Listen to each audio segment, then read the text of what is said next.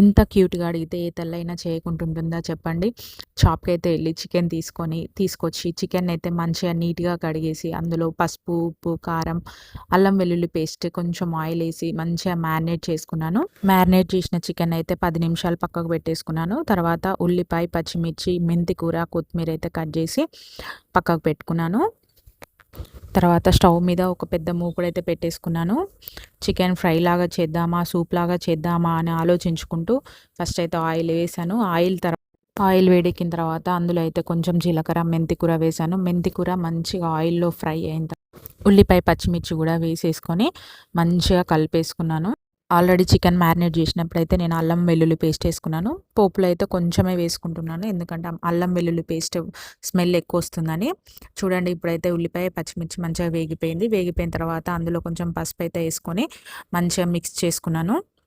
పసుపు వేసుకున్నాక ఆ పసుపు పచ్చి వాసన లేకుండా మంచిగా ఆయిల్లో మిక్స్ చేసుకోవాలి. ఒక 1 మినిట్ అయినా సరే కలిపేసుకోవాలి. కలిపేసుకున్న తర్వాత నేనైతే అందులో చికెన్ అయితే యాడ్ చేసుకున్నాను. ఆల్రెడీ మనం మ్యారినేట్ చేసుకున్న చికెన్ ఉంది కదా, అది అందులో యాడ్ చేసేసి మంచిగా మిక్స్ చేసుకున్నాను.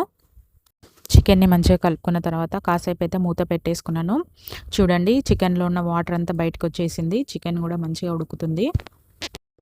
చికెన్ అయితే నేను ఎప్పుడు లో ఫ్లేమ్లో పెట్టి ఉడికించుకుంటానండి, పిల్లల కోసం కాబట్టి. అసలు వాటర్ వేయకుండా అందులోనే చికెన్ మంచిగా ఉడికేలాగా చూస్తాను.